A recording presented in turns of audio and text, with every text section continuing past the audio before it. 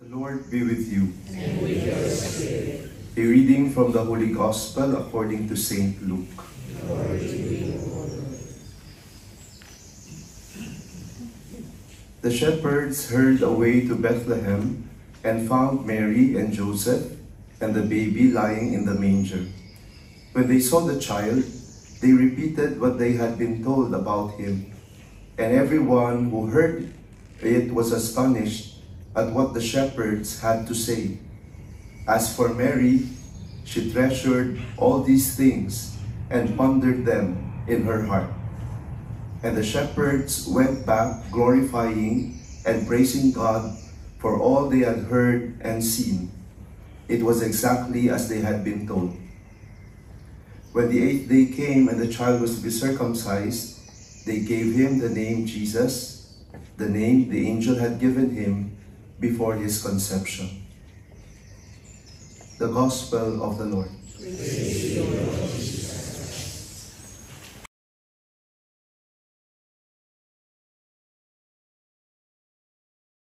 This is the very place of the apparition.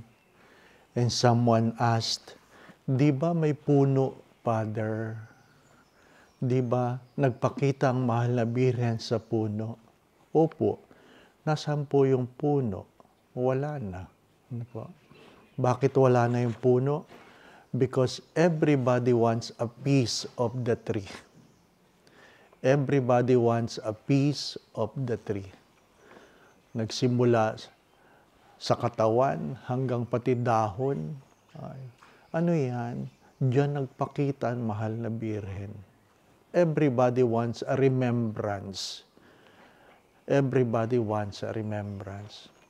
My dear friends, my brothers and sisters, as I have said yesterday, what really matters most is not what your hands can hold, but what your hearts can keep. If you want to bring home a remembrance, bring home an experience.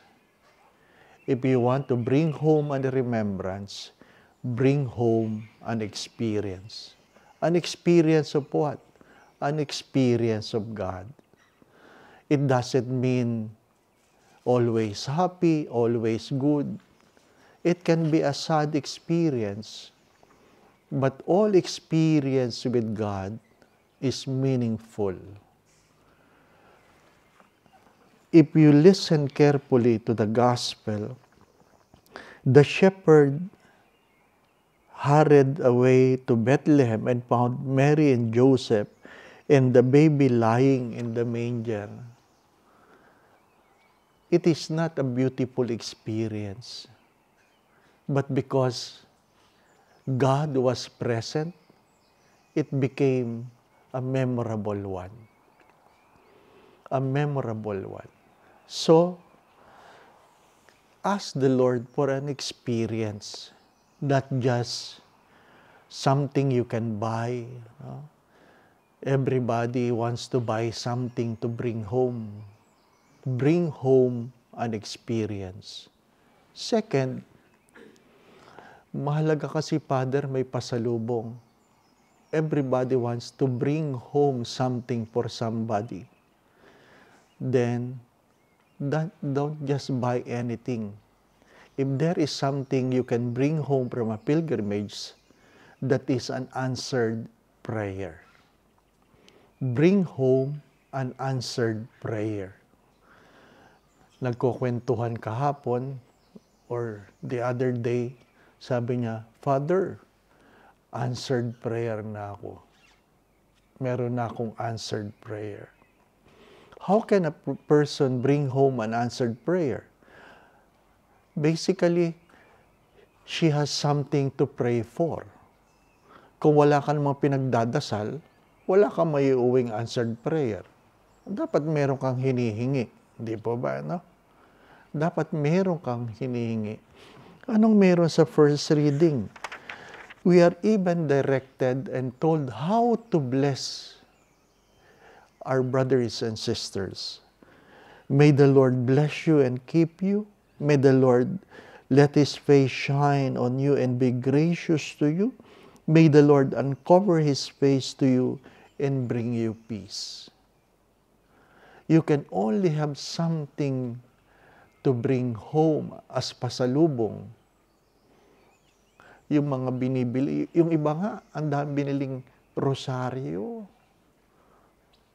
Nakailang pilgrimage na, hindi pa rin napamimigay. Ano po? Kasi binili lang eh. Ano po? Baka lang may mapagbibigyan. Bring home an experience. Ha? And make an answered prayer your pasalubong.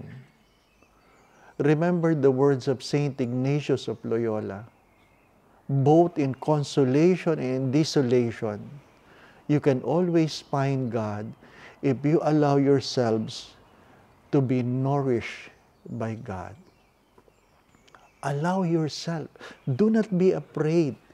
Do not be afraid that God will reveal Himself to you.